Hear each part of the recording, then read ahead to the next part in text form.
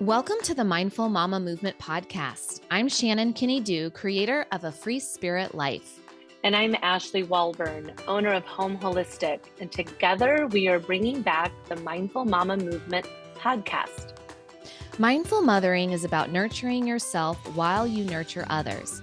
It's about consciously awakening to your inner wisdom, strength, power, and peace as a mother in this changing world. From discovering your newborn to accepting and loving the people who've left your nest, our movement is inspiring mothers to be authentic and to live empowered lives. We're so happy you're here. Hey everyone, thanks for joining us for the Mindful Mama Movement. Ashley and I are continuing our conversation today about human design. If you're not familiar with human design, you can go to episode 34 to learn more about your specific energy type and why it matters and how to start applying that information to not only your personal life, your work life, but also your life as a mother raising unique children. Today we're talking with Aypril Porter, and she wrote the book Parenting the Child You Have, Reimagining the Parent-Child Relationship Through the Lens of Human Design. It's such an interesting conversation as we dive more deeply into the energy types. We talk about each one and how as a mom, there are certain things we can look for and practice while we're mothering the different energy types, because we all are different, right? And we know as moms that our children are so different. They're in the same family, and yet we all operate differently. We react to things differently. Our personalities in the world are different. We have certain sensitivities. Everything that makes us who we are is different from one another. And human design shows us this way of looking at our differences and shining a light on our strengths and helping us communicate to the different energy types so that we experience less resistance. So we feel more in flow and in sync with our children and in our families rather than resistance, rather than pushing against the current. So I really hope that you enjoy this episode. I can't wait to learn more about your own energy types. You can reach out to us, mindfulmamamovementpodcast.com. Let us know what you learned from this episode and what other shows you want to hear. We want to hear from you. And to learn more about our guest today, you can go to aprilporter.com. It's AYPRIL Porter, PORTER.com. For all the links that we mention in the show, you can look at our show notes. And also, if you're still new and haven't looked up your energy chart yet, you can go to geneticmatrix.com to look up your free energy chart. You will need your birthday, your year, the time of birth, and the place you were born. If you don't know the time, you can try 6 a.m., noon, and 6 p.m. Otherwise, I really encourage you to dig and look for that time either on your birth certificate or ask a family member, look in your baby book, because you're really going to want to know this information. And I think after this episode, you're going to be really excited to start looking up all your family members just to learn more about how you all can live more in tune with each other. All right, let's hop into the show. Enjoy. Well, hi, Aypril. We are so happy to have you on the show. Thanks for joining us today. Yeah, thank you so much for inviting me. I'm happy to be here. Can you let everyone know a little bit about just who you are, what stage of motherhood you're in? And today specifically, we're going to talk about your book. So if you want to just kind of introduce the topic of your book, and we'll just see where we go with this topic. Yeah, so I am a human design life coach. I use human design and life coaching together. I was a nutritional therapy practitioner before that for about 8 years. And my kids are in the teen years. So they're 13 and 15. I have 2 projectors. And yeah, the book just kind of came about. But really what the book is about is helping parents to see and meet their child where they are and help them to grow into the person that they are meant to be and not put them into these expectations that we sometimes have as parents unconsciously. A lot of times, we parent the way that we've been parented, or we see things happening in a certain way and we think that we have to keep up with that, or we think that we have to perpetuate these things. And I really just want parents to know, like, it's okay to question that. It's okay to look at your family and say, is this right for us? Is this true and correct for what we need? And then have that opportunity to explore that. I love that. It's okay to question that, giving us permission to tune in to our intuition, to tune in what feels right, and to tune into each child's unique nature, because that's, all of us who are parents do recognize that each kid, no matter if we tried to parent the same way, is such a different experience. Yes, absolutely. I have two projectors and they're very different. Mm-hmm. You know, you could look at that and say, well, I have two projectors. They should be similar. They're 2 years apart. They're both girls, but they're so different. There's threads of similarities, but when I found human design when they were, gosh, probably 5 and 7-ish. I think that's about how old they were. It really opened that door for me to look at, okay, this is why things aren't working consistently with both of them. I have to look at them so separately. And it gave me another tool and a window into what those possibilities could be that needed supporting. I love that. Can you take us back to that time when you discovered human design, or it found you, and some of the impact it had in your life at that time? Yeah, I mean, initially when I found it, it was very interesting. I was immediately hooked into the interest of it, but I had a hard time kind of processing it and understanding it. This was seven years ago, and the information that was available is very different than what we have access to today. And so I struggled. I've always been interested in astrology, for example, but it never came easily to me. I didn't have the ability to just pick up a book and go, oh, I understand this all. So it was like I had to learn it through experiencing it more. And the same thing kind of happened with human design. It was like I had to take pieces and like play with them a little bit, and then a lot of times refuse them and deny them, and Yes. then come back and go, oh, wait, there's something there for me. And then at a certain point, I'd been working with this with myself, and I thought, okay, I've looked up my kids' charts because that was like one of the first things I did. But bringing it in later, when I started to see things come up where I was like, how can I help this child? How can I help her with these big emotions that are coming up, for example? And when I saw that, when I really understood what it meant to be a mental projector, having two centers defined and all that openness in her chart, I realized how much she was taking in from everybody else. And then I knew I needed to give her tools to help ground herself and help distinguish what was hers and what was not hers. So that really just opened up all these possibilities for me. And then I found myself turning to the charts more and more as things came up. I love that. I was laughing about you saying refusing it, because I've had that same kind of relationship with human design over the years of, becoming obsessed, loving it, applying it. And then I also have, the gate of doubt. And, then I'm like, okay, wait a minute. And I try to like push it away. And then I start to see like, again, like how my emotional generator is so very different than my splenic projector. And it keeps drawing me in. So I love that. And I think for people listening, like what we want to do with this conversation is just kind of make this accessible, because I'm sure a lot of people listening are still very new to human design.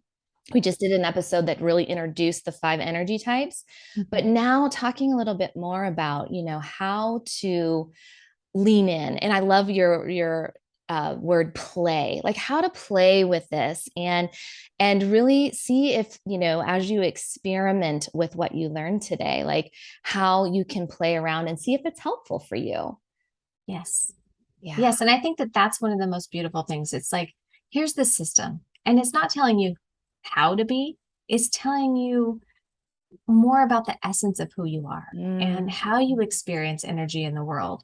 And when you can see that through a more objective lens, then you can start to play with it and say, how does this show up in my life? How is this true for me or my child? How can we dance with this energy together instead of fighting so hard against it, trying to make it something it's not? I have so many. I mean, one, I wish I would have known you, girl, when I was, before my kids were 18, 19, 20, and 28. But as a mother and a yoga teacher and a therapist, and that I'm always looking for tools for myself that end up, them being useful for my community of mothers. And I love that we're mothers who are supporting mothers who needed support ourselves.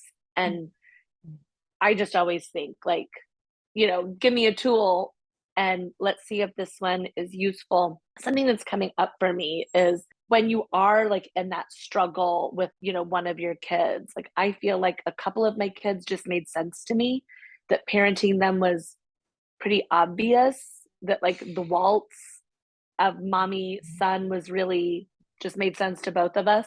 And a couple of my kids, it was like, where are we going? What's going on here? And I was trying and trying and trying, like, oh my God, I'll do anything to meet your needs.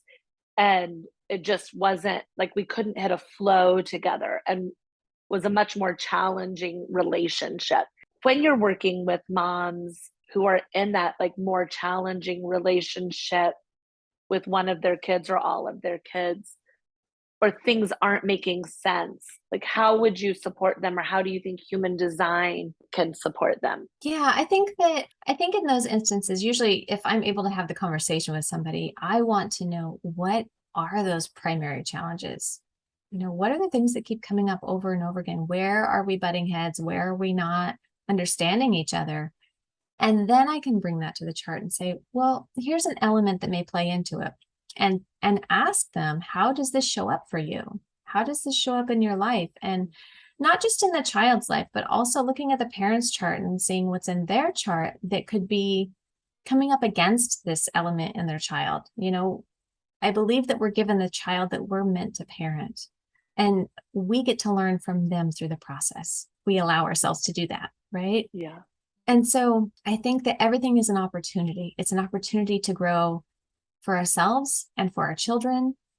And I think that one of the biggest places that I see that challenge come up, it's probably the primary thing that I work with parents on, is the emotional piece.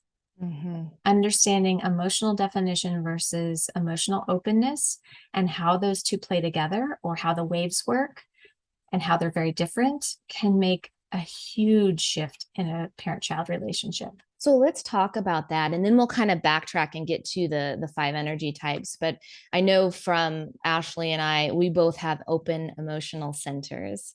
So can you explain, like, for people who are looking at their chart, and if you haven't looked yours up yet, we will leave some websites in the show notes so that you can look up your chart. But tell us, when you're looking at the chart, if how to determine if yours is defined or open, and then explain that more. I love this topic. Sure. So on your body graph, there are 9 energy centers, and there's one on the lower right side that kind of sticks out a little bit more. It's a triangle, and it's usually red, depending on the chart software, and it's called the emotional, or just emotional solar plexus, or just the solar plexus, depending on the software you use. And if that is colored in, it's considered defined. If it's white, it's considered it's undefined or open. And so somebody who has this defined has a consistent way of experiencing emotional energy in the world. They have what's called an emotional wave, and they may have 1, 2, 3, or 4 types of them. And the more you have, the more nuanced it becomes of pulling those apart and sensing what's there. But it essentially means that you move through your days feeling the highs and the lows of your emotional wave. It's something that you transmit out into the world and the people around you.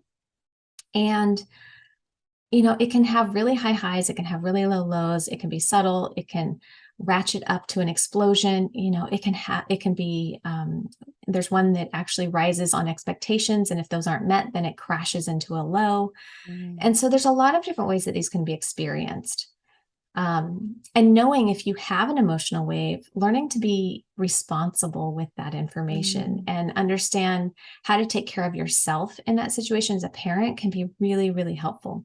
So if you know that you have that ratcheting wave and you can feel that building in you, and you feel like, oh, one more thing and I'm going to lose my mind, that's a time to say, okay, I need a break, and step aside. Put the baby in a safe place, or put the kids in front of a TV show for a few minutes and go outside and take a breath. Just have a moment to cool yourself back down so that you don't have to explode. I would also add too, like speaking from our experience of having that openness there. Are you defined there? I am. I have the 3740 channel. So mine is the ratcheting wave. Okay. So one of the things that I have been able to notice, especially now knowing about human design, is how I naturally ride other people's waves. And that has been extremely helpful for me as a mom to a generator child who has the emotional wave, and then a manifester. So talk to us about those who are riding the waves of others and how we can kind of get in tune with, oh, is this really mine or is this theirs? And how does that play a role in our parenting? Absolutely. So if it's undefined or open, so white on the chart, then that means that you are experiencing those emotional waves through relationships with other people. It can also be through the transits that are happening, but essentially it means that you don't have a consistent way of experiencing that emotional frequency like somebody with an emotional wave does. It fluctuates depending on who you're around and how open you are to feeling those things. So sometimes people can be emotionally open in their chart, but they are not emotionally open in their bodies, which means that they shut that all out and they learn to block it. And this is another place that can come up where it's like they block it so much that they can't feel those things. And then we start going into that disconnect from the body soul, right? And so that's one aspect that can happen. But the other is that if it's open, people can also feel totally overwhelmed by everybody's emotions around them, especially their children, especially if they're really young and they Do you can't. see? I'm shaking my head. Everybody listening. I'm like, I remember. Yep. Yeah, especially when they're young and they can't communicate what they're feeling. And you just take that all into your body and you're feeling it so much. It's like, what do I do with this? And so it can kind of ricochet back and forth between people until one of you recognizes, oh, this is an emotional frequency and it's not even mine. Right. And so in that case, when parents can take a break and recognize that and teach their children as they get older, okay, this isn't ours. If they're emotionally undefined, also, we brought this in from somewhere else, maybe from school or from a friendship or somewhere, and say, you know what? I feel like these emotions are getting really big right now. And I don't think that it's ours. How about we take a few minutes apart and go do something different? We come back and try and talk again after we've kind of let these, dissipate. That's really great. I hear so often mothers saying, like, oh my God, my kids are driving me crazy. Not that my kids didn't drive me crazy sometimes, but that this information, I feel like, really gives them a tool to honor that, like, something's driving me crazy. And, I'm in this deep and meaningful relationship with my kids, and, things are coming up, or I'm not doing the discharging needed from what I, experienced in my day at school, or, me at work. And I I think, it feels so honoring of the situation to be like, we didn't do this. And so, let's go and release, go and relax, go and take a walk, take a shower, whatever it is, and then come back together when we feel better. And committing Yeah. to that. Yeah. Committing to following through with coming back together and talking that out. I think that's the huge piece that sometimes gets missed. It's like, let's talk about this later, but then we don't revisit it. And when you see it through this lens of this isn't personal, this is just energy. We picked this energy up somewhere, or I'm in a part of my wave and I got triggered. I wasn't taking care of myself. And now I realized, whoops, I exploded. Just like the Instant Pot that explodes, right? It's just like, whoops. There's only so much pressure. Yeah. All right. Now I got to clean it up. So it's taking accountability, saying, you know what? And as parents, I think sometimes we try and like hide that, it's like, well, that happened. Let's pretend it didn't. But when we can say, you know what? I lost my cool and I realized that I needed a break and I didn't take it. And I'm really sorry that that affected you, owning that and really being empathetic to like what it must feel like for you to feel that, is I think a really important part of keeping your kids, especially if they're emotionally open and you're defined, helping them to understand, oh, I didn't do something wrong. I didn't make reduces shame, right? The shame that comes with I've been a bad kid, or I overreacted to my kid's behavior that felt undesirable in that moment. That when we understand that, like, this is just who we are, and this is something that I don't know, like, it just feels like a tool and a skill and a depth of awareness that when you do that as a mom, then it gives them permission to also do the same, to take a break and to realize, like, I didn't do this. This, Mhm. this happened to me, let's say at school, or, I'm bringing this in from somewhere else. It's really beautiful, April. Yeah, I also think giving them the language to Yeah. express their feelings, Mhm. I think we live in such a happy culture that says we have to, these expectations that if you're feeling low one day, something must be wrong with you. And I think some of us who have that open emotional center and you really feel other emotions deeply, there is this. I have to really retrain myself to want to fix, sort of like question, like, are you okay when I have my child going, writing up and down, and I want to teach them that there's nothing wrong with them, that they can be in tune with those feelings and learn how to verbalize it. And so because you're defined, April, and going back to your book, I love how you remind us that when we're teaching our children how to get in tune with their emotions, to say things like, I feel angry rather than I am angry. And Oh, yeah. I meet so many women now who that part of them was shut down because they were either told they were too emotional, or they were too, all over the place, or they felt something was wrong with them because they had these ups and downs. So could you talk about that a little bit for moms who feel those waves, and maybe are still learning how to get in tune with those feelings, and then the language that we can continue using with our children, teaching them that there's nothing wrong. This is part of your journey. Well, I think that all emotions are valid, right? And Yeah. yes, in our culture, we do reward happiness and joy and good behavior, and all of these things. But we have to also honor those low qualities because they're telling us something. And sometimes it's just, we need a break. Yeah. Or, hey, you know what? I was disappointed about that. And I get to have those feelings. I get to be disappointed about that. And I get to feel that, because when I push that away, I create a place where I store that in my body. I store that as something that can become a trauma-like response. And when I say trauma, I mean like little things. And, we have so many things that happen in our lives that we store that way and we hold it in our bodies. And I just want kids to know that it's okay to feel those things. And I want parents to know it's okay to feel those things. And it doesn't always mean something's wrong with your child, right? Like, they don't always need much more support than we can give them. Sometimes they do, but a lot of times it's because it's like when we're denying their reality, that's when we start to have the issues that come up over and over again. When we can acknowledge, my child's sad, and it's okay for them to be sad right now. This is a temporary thing. We're watching that wave move up and down as they move throughout their days. And sometimes that can happen multiple times in a day. Sometimes it can take months, so it's harder to see those. But, tracking that can be a really helpful way for parents to see what's happening. So if you know the wave type that your child has, and you can kind of watch and even mark on your calendar, like, is this a day where I feel like it's a 10 out of 10 on the happy side, or is it a 10 out of 10 on the low side? Where are they at? What am I sensing from them? And then starting to watch those patterns, so that if you are emotionally open and your child is having this wave, you're recognizing, okay, let me take a pause. And are they in a high or low of their wave? Am I reacting to their emotion, or am I reacting to the situation? Because somebody who's emotionally open is reacting, they're having emotions. They're just in response to something rather than just this wave that they continuously move through. Right. So let's go through the energy types. Can we start with generators? And, from the perspective of, if we are mothering a generator, what would come up for you that would be helpful, or however you want to kind of introduce those 5 energy types? Generators have a lot of energy. Let's just say that.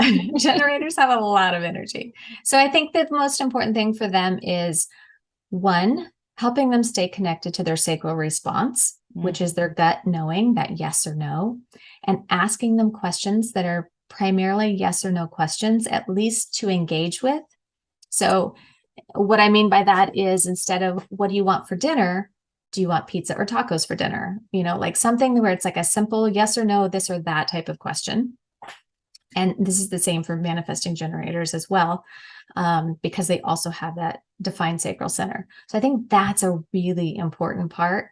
And then also knowing that this sacral center creates a lot of energy. And if it's not expended in the day, they're not going to sleep well. They're going to be bouncing off the walls. They're not going to pay attention well in class. So we need to get them moving and like burning that energy up so that they actually kind of slide into bed exhausted at the end of the day and can sleep. So I mentioned I'm mothering a generator. I don't have that sacral energy.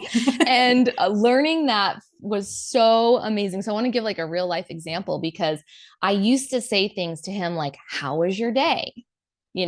And it was not, he's like, Mom, I don't know how to answer how questions. And he was very in tune. And so teaching him that, when he doesn't like something, he's like, ugh. And I'm like, that's you using your gut, like tuning into. So we definitely ask him yes or no questions. One of the things he does naturally is he goes outside. He's 14, and everyone else, is winding down and getting ready for bed. And he has that extra energy he has to burn. So he walks in our yard, and he just is burning it, jumping around, moving around.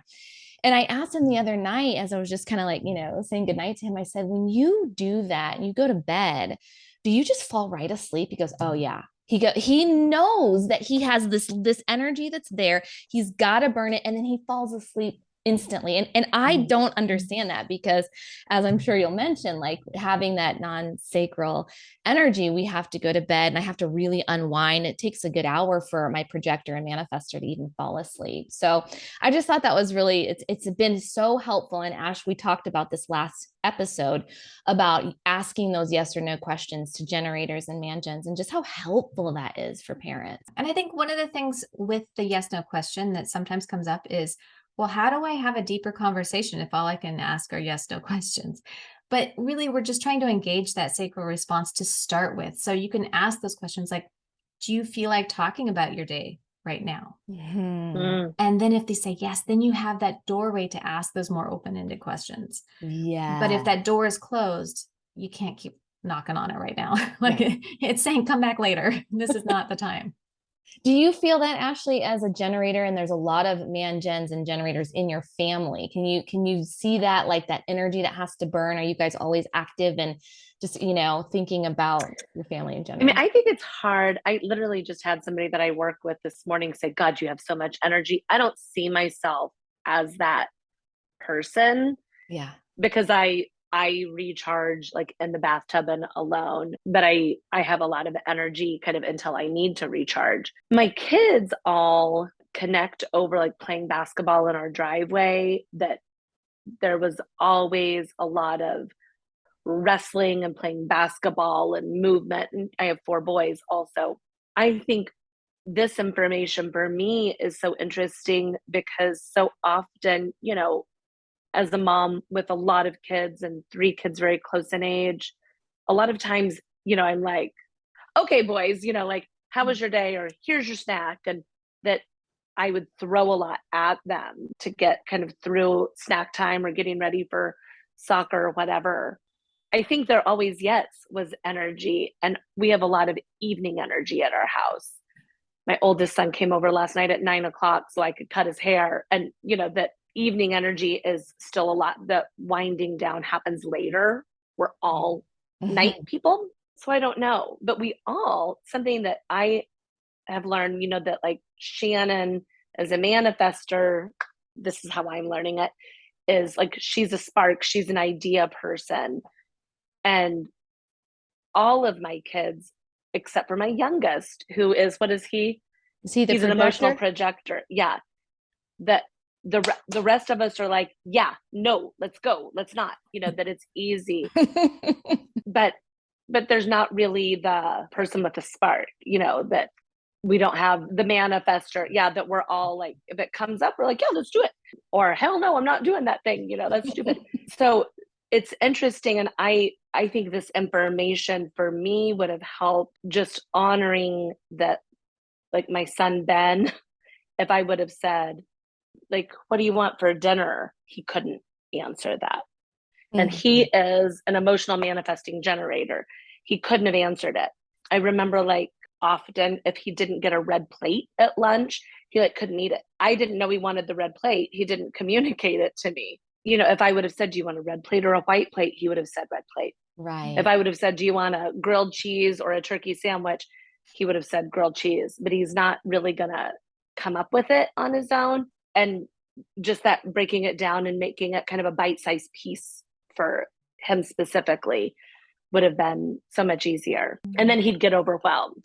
The nice thing too, Ash, is that you can still do this. You know, I don't think we're ever too like old to like, you know, communicate and with our teens and our adult children in different stages. So this will still be really helpful. And April, as I was reading your book too, I was thinking like, you know, a lot of what you're sharing is talking about parenting, but it also makes me, you know, I've always applied human design to my spouse and to family. And, you know, watching my man gen husband who never stops. And before I knew about, you know, human design early in our marriage, like I would, as soon as he'd leave the house, I'd be like, oh. I'd exhale and I'd lay on the couch and I'd do my manifestor, like recharge time. As soon as he gets home, I'm like, ding, like we have to do stuff. Right. And so watching him and being able to inform him about human design has been so helpful, even on weekends where my projector and manifestor and I want to like, you know, chill and relax. And he's like, you know, chainsawing trees and pulling things down. I was like, go ask Keston to do that. Like, he's got the energy for that. Right. Yeah. So anything else about the generator that you feel you'd like to share? Those are probably the two main things. Okay. You know, there's so much nuance within them that I actually have a hard time sometimes like with type, because I feel like there's this information that's like, oh, if you're a generator, then this, and if you're a projector, then this, and if you're a reflector, then this. And I fear that it kind of puts us into these boxes sometimes unintentionally, because we think, oh, I have to be like that because that's my energy type. But there's so much nuance within the chart that it's important to not get stuck in those labels and limit yourself. Absolutely. Well, in a family of all, I mean, out of the 6 of us, 5 of us are generators, but we're pure manifesting emotional generator, pure manifesting generator, emotional manifesting generator. And so even just those are like, that feels like a lot for my head to wrap around. Right. So that we're generators, but a lot of. Yeah. So those of you listening, like just keeping this more general, realizing that, yeah, we aren't a type. This is energy. We're talking about really tuning in. And even if you don't understand, you know, what the types are, I bet as you're listening, you're like, oh, I can see that about this child, or, you know, really learning how to tune into your intuition and understanding this is just not a label, but it's a way to connect and put language to things that sometimes we just don't understand. So the projector energy, you being a projector, April, I'm raising one, Ashley has one. Tell us a little bit about that for energy frequency. Yeah. So projectors, actually, I would say that projectors are the most wild type because there are so many variations within their charts. You can have projectors that have a lot of energy. You can have projectors that have very low energy. Some that are very open and some that are very defined. Like my chart, for example, I have 7 defined energy centers. Wow. Or not energy, but centers, and 2 energy centers defined. So I have a fair amount of access to stable energy in those centers. Whereas my youngest is a mental projector with 2 centers defined. So it's kind of the opposite of me. And so we could look at both of us and we could say, well, we're both projectors, but there's so much variation there. So projectors are somebody who doesn't have a defined sacral center and there's no motor connected to the throat. So the motor centers are the emotional center, the sacral, the will, and the root center. So if there's a connection to the throat center, then that creates another configuration. It means that we have to be invited to do things. We have to be invited into the next right thing. We can't just think up an idea and go, ooh, I'm going to go make that happen. We don't respond in the same way that a generator does because we don't have a defined sacral center either. So we have to tap into our inner authority, which could be, you know, it could be an emotional authority, a splenic authority, self-projected authority, mental authority, or an ego authority. And so it's like there's so many ways that can show up, but we literally have to wait for somebody to recognize us. And this is a big part that gets missed, is the recognition of there's something about you that I need you to do this thing, or you to do this job, or you to take on this task, because I see that you are really qualified to do this. You have the energy for this, that would be a perfect fit, and then inviting them into it. So this invitation is a huge piece, and it's something that has a lot of also nuance to it. It's like, how does this show up? How do we learn to say yes? And honestly, you just start, you just try. Like, I think that's one of the things, is like, we're afraid sometimes, like, what if it's the wrong invitation? Well, then you change your mind and you say, I can't do this anymore. So it's like, sometimes we have to let our kids go through choosing the wrong things when it's not unsafe for them, so that they can learn, this is not a good invitation for me. This friendship, I pushed for this friendship, and I should have waited to be recognized and invited into this friendship. So this is so interesting. And I'm going to tell a really fast story.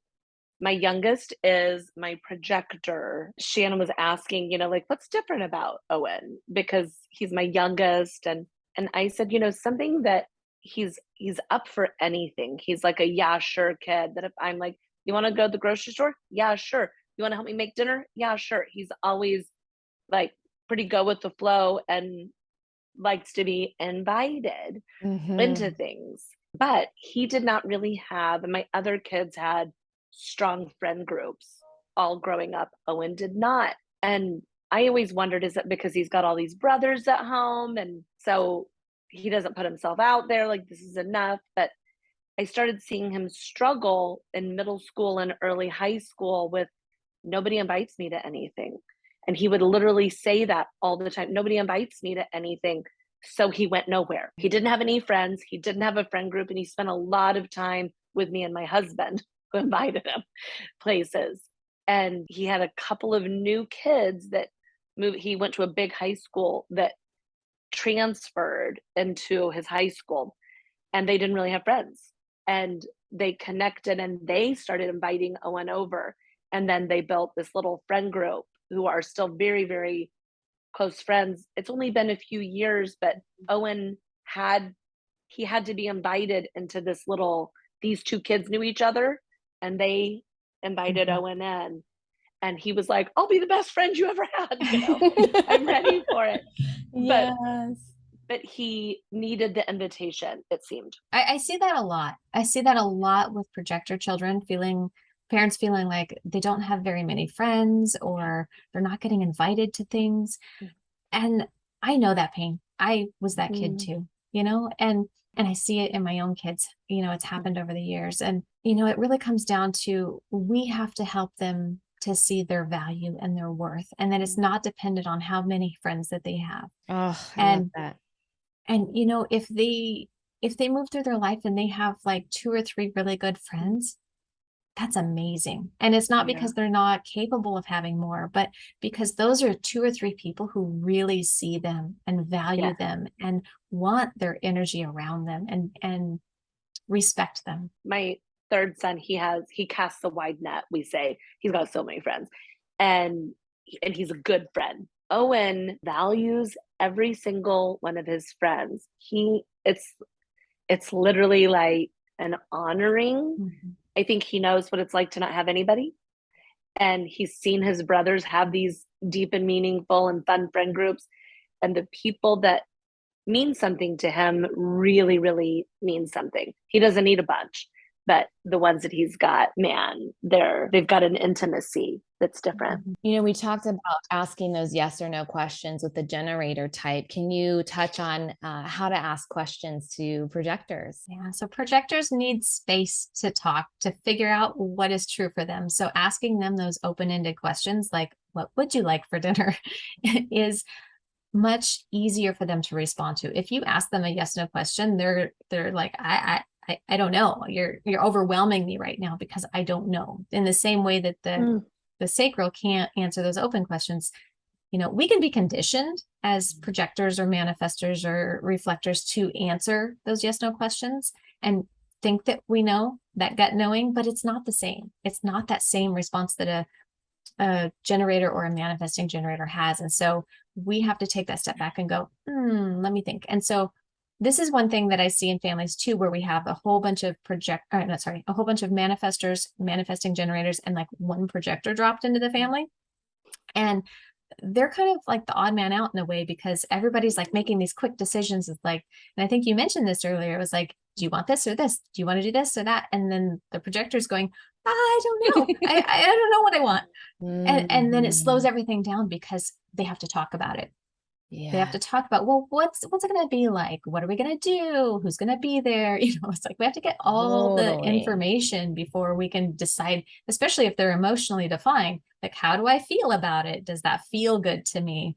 And so they're going through all of these processes before they can make a decision. So giving them space to verbalize it. And because they don't have a motorized throat, they need someone to invite them to talk and like share what they're feeling or thinking. I think that's so helpful for those listening to. We have 4 of us have defined throats, and my projector has an open throat center. And so he is naturally the one that sits back and observes and waits and is more quiet or gets talked over a lot in this house. So knowing this, really making sure, well, what do you think, Ash? And really just inviting them to share. And he always says something that like usually blows you away. You're like, oh, thank God we all stopped talking over this kid to hear that, but I see that at school too. I see that when he goes to classes. We just had an experience where I peeked in at where he was, and all the kids naturally they paired up in groups, and he was sitting alone, and he just, he was waiting to be invited. And I thought, oh, like, I just want more like teachers to, people who are in charge of working with children too, that sometimes they do enjoy working alone. And I think sometimes he does, but understanding that sometimes they're just waiting for that kid or that teacher to invite them to join the group. Wouldn't that be amazing if teachers knew just basic information like this, that like this kid is a projector, and so she could help another kid, she or he could help another kid invite that child that's sitting alone. So we actually have another human design expert who is a former teacher who is teaching teachers. Is this Ellen? Design. Ellen Hefty. Yeah. So I met Ellen, and I've already talked to her about being on our show, Ashley. So we eventually, she's doing children's books too. So we'll for sure have her in a future episode. It'll be so amazing. And my children did public school, and I loved it in a lot of ways. But what I noticed was, so often, they have to teach to the whole instead of the individual. And you can do that if you understand the individual, that, I can teach the more generalized content that I need, but that this child isn't going to just start in a small group, or, giving them a few like little support that would make the child's experience be so valuable. Well, let's move on to manifestor, because I always think about, kind of that percentage of, if you think of a classroom, we're talking a classroom of 25 kids, probably 20 of them, 18 of them are some type of generator, typically. Then you've got maybe 4 or so projectors, and then maybe 1 or 2 manifestors. Maybe a couple more, but really, God, it would be so amazing. I think about my own experience as a manifestor, and really taking that like people pleasing, like getting quiet route that I've, full circle working on, and then watching my son struggle in school because he didn't fit the typical, he does not like being told what to do. He just didn't fit into that school mold. And I think, having more teachers aware of that would be helpful. So let's start with moms. How can we help our manifestors? Well, I'm sure that you are very qualified to talk about this. But from my perspective, I would say that manifestors need more room. They need more room to explore. They need more room to experiment and to follow that inner creative drive that they have to create, to explore, to figure out how things work or why they are the way that they are.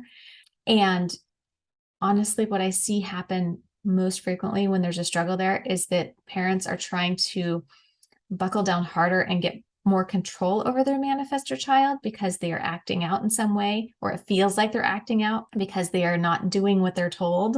Manifestor children just kind of do their own thing. And we can set parameters around, okay, we have to keep them safe. So, these are things that we absolutely can't do, but how can we say yes more often? That's the thing I think for a manifestor is manifestor kids need to hear you say, I don't know what happens if you do that, but let's try it and see.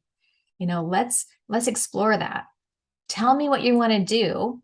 Informing, teaching them to inform so that they later have that benefit of informing people so that they don't have as many interruptions. But when they're young, it's like teaching them to inform us so that we also kind of get a heads up of what's coming. Like, is this a good idea? Is this an okay idea? Or is this that, oh my gosh, somebody's going to get hurt and I need to intervene kind of idea? Yes. I always use the example of my youngest. He's loves Bear Grylls. He's very adventurous. He has some grand ideas. And but I have noticed he's very good at coming in, at least telling us where he's going to go, because we've really worked on not telling him no all the time. But I do find that if you tell your manifestor no often enough, they're going to find a way to probably work around that anyway. They know what they want to do. They feel that internal, drive to go and do that. And so I love your suggestion of giving space and choices, giving them choices and giving them the opportunity to hear yes more often, because he's going to find a way. And so, helping him stay safe. Like we literally just experienced that with Grayson when we had pictures done recently. Shannon lives on a lake and Grayson was with us, and he's 8. He was like chomping at the bit, like, I need to go find my bike. I need to walk back to the house. And it's kind of a long walk and they live in a windy community. And, he needed to go do it. He needed permission. He was met like, let me go.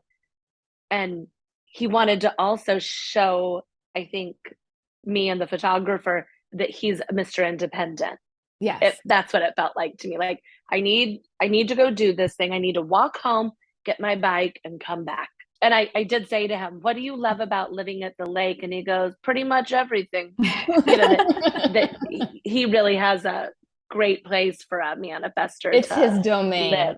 Right. Yeah, he needs the space. I think what you just brought up was a really great point too, is that if we tell a manifestor no, that doesn't just extinguish that drive that they have. It's still there. It's still lit. It's still looking for an outlet. And so what you had mentioned is they will find a way to do whatever they're wanting to do. And that can sometimes create a secret life where they go and do these things and just don't tell you about them. So the more you can say yes to them, the more you can explore with them and allow them that space to learn and be more independent, because these are going to be your kids that are more independent. They're going to not need you for things the way that other kids might. The more we can say yes to that, the more that we can stay engaged and a part of their lives. I think too, what came up for me when you said that is, so often, either when I was growing up or even with my husband, and especially early on, like being asked why, like knowing that I can't really explain why I have to do something or why I call it my creative cave time, where I'm like, I don't want anyone around. I have this thing. I don't know why. And I love that I don't have to explain that anymore, but it's, letting your manifestors not have an actual, I don't know why I want to do this. I just feel this, I have to go and try this, because if you allow your children, partners, friends, have that space and trust them, they're not even sure why they're hit with what they have to go and do. Absolutely. So we're on to reflectors. So reflectors are less than 1% of the population, but I have 2 in our family. So, wow, that's crazy. They are around and sometimes you don't even know it. And I would say that reflectors are here to really be our, like, as Amber puts it, the barometer of the world, showing us, where things are out of balance and where things can be improved. But they also, and I think this sometimes gets overlooked, is that they also teach us how to embrace life. They really do, because they're not meant to be attached to so many things like the rest of us kind of are. And so they can adapt to each group that they're in. They can mold and fit into whatever environment they are in. And I think that lends itself so beautifully to showing us what's possible. And we often, I think, in human design, talk about the reflector as if they're so very fragile and so very, the unicorn. And that is amazing. It's an amazing quality, but also like, what a gift that they're showing us, and not just to look at our own behavior or a reflection of who we are and how we're showing up in the world, but they show us what's possible. It makes me cry. I've been crying all day though.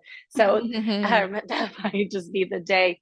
I wonder about reflectors because it's such a small percentage and it feels like I can show the world what's possible. I wonder if one of their challenges, because I don't know that much, is that sometimes they feel different. Yes. And I see a lot of reflectors that I've worked with, and given it hasn't been a huge amount because 1% of the population, right? Yeah. But one common thread I see is that there can often be a lot of turning inward, of like turning their environment in on themselves and wondering, what's wrong with me? Why am I this way? Why do I feel this way? And then there can be a tendency to self-medicate in ways to try and numb that because they feel so much of their environment and the people around them. And if they don't understand that it's not theirs, it's not them, they start to wonder, are they thinking all these things? Are they feeling all these things? Is this really them? People are telling them that they, just go along with whatever, or don't they have their own opinions, or can't they dress the way that they uniquely do? Why do you have to copy me? And that's not the energy of the projector. The projector is just kind of getting a feel for who everybody is. Like, how are you doing life? Because I'm interested. The reflector. Yes. I love, I think if we did an overall arch or connection between these 5 types and why we're talking about human design and why it's of interest, it's that I think so often so many of us have been raised to question our authentic selves and to really turn that question of what is wrong with me? Or, did I do something wrong? Am I bad because I don't fit into how they see me or how my family wants me to be? And so I think that just a beautiful gift we can give as we play, as we dance with human design, learning the different energy types of our family, that we can really allow our children and ourselves and our own healing to honor and embrace and celebrate our uniqueness and hopefully eliminate some of that turning in, that questioning our uniqueness, but celebrating. Absolutely. Well, I feel like we could talk about human design forever. And I am so happy that you wrote this beautiful book to teach us more about it. Before we wrap up, at the end of your book, you mentioned digestion. I know that's kind of a big topic, but could you just kind of introduce that? Because we've talked a little bit about sleep. We've talked about how to ask questions. I think this piece about digestion is really helpful as a mom, and maybe how we could learn a little bit more about that. Yeah. So digestion in human design comes up when we talk about literally digesting and taking in food, but we're digesting everything in our environment. We're digesting the emotions and the information that's coming at us. And so if we can understand how we take that in best, that can really set us up, and our children especially, to learn in the best way possible for them, to digest and take in nutrients the best way possible. I think one of the things as parents that we kind of tend to do is we go into parenthood thinking, well, I'm going to raise my kids this way, and this is what we're going to do. Or maybe we're going to have dinner every night together, or maybe just on the weekends, or whatever that is. And some kids just aren't built that way. They're not the kind of kid who can just sit at the table and sit still. And that is part of their makeup. Some of them really need to be like taking a bite and dancing around and then sitting back down and then dancing around some more. And, so there's different ways. And I think what is great about this, there's 12 different ways that this shows up, is that when we can see that, we can allow them that space to be themselves and allow them that space to dance around the table if that's what they need to do. And if we have a digestion type that's opposite of that and that's stressful for us, then, we can create other ways of connecting, and we can feed our kids in one way and then connect over a game or a walk or, some other activity that brings us together. It doesn't always have to be around food and the dinner table. And then we can also bring this into our learning system. So, if you have a child who has a digestion that is around like indirect light, if it's a time of year where the sun doesn't go down until late and you're trying to get them to do their schoolwork early in the evening before it's actually dark out, or eating a lot before then, these might be the kids that are like, I want to wait. And then right before their bed, they're like, okay, I'll do my homework. Or, okay, now I need to eat all the things. And as a parent, we can get really frustrated and go, but you should have eaten at dinner, or you should have got your homework done earlier. But when we push against that and we try and force them to do it the way that we think that they should, everyone struggles. And if we can move with it and go, okay, this isn't what I would do. This isn't how it would work for me, but I can see that this is what they need, because actually things go a lot easier and they get things done a lot quicker if I allow this to happen. I love that. Allow the flow. Yeah. Where do we find that in the chart, Okay. the digestive information? So that is actually, you'd have to get an advanced chart for that. I'm not sure if there are any free software that's doing that right now for single charts. Do you know? I don't. I know I have that pro version in Genetic Matrix, so I know that it shows it there. Is that what you're use? Okay. Yeah. So that's the one that I know can give it to you easily, but you do have to pay to get access to that unless you have, a pro membership or something else, or somebody who has one. Well, I just love that idea though, of just like, eliminating some of the struggle, because we all do it. We all slip into, you're running out the door, you want to get somewhere on time, or you want, it's just, it becomes, we think it's easier to get everyone on the same page. But I like what you just said about, sometimes though, if you just pay attention, what is this attachment that I have that everyone has to eat at the same time, or that everyone has to finish their plate, or that everyone has to sit while they eat? And yeah, I loved that you think that they should, that there's a should way, that there's a right way to have dinner, or a right way to educate, that we think that we should based on what? Why do we care? Aypril, thank you so much for this conversation. It's been wonderful connecting with you, and tell everyone who's listening how we can find out more about you and where they can get your book. So my website is aprilporter.com. It's spelled a little funky, so I'm assuming you'll put that in the show notes. I will. That's the best way to reach me. I am on Instagram and Facebook, I will say sporadically, as a projector. Honoring my type, I just kind of go with what feels good in that regard. But email, my website is always reliable. The book can be found on Amazon and Barnes & Noble and all the major retailers out there. And actually, you can request it through your library that they carry it, because it is in that system. So if you request it, the library can purchase it and get it into your library for free. Oh, wow. Well, that's great. That's wonderful. Well, thank you again so much. And so with your energy, because you said you have a little bit more energy than some projectors, when you do things like this, how does it energize you? Or do you feel like, have you scheduled your downtime this afternoon? I always have downtime scheduled, but I do always feel energized, especially when there's some sacral energy. I'm like, oh yeah, this is juicy. This feels good. And so that can give me like an extra boost in the day too. Oh, that's awesome. Well, we couldn't have loved being with you more. Oh, well, thank you so much for having me. This has been amazing. Thanks again for listening. If you go to iTunes and leave the Mindful Mama Movement podcast a review, rate our show, you can let us know and enter to win a free mini human design reading or a life coaching session. Just let us know either on Instagram at Mindful Mama Movement Podcast, or you can email us hello@mindfulmamamovementpodcast.com and let us know that you left that review, and we will enter you to win in that drawing. We will see you in the next episode.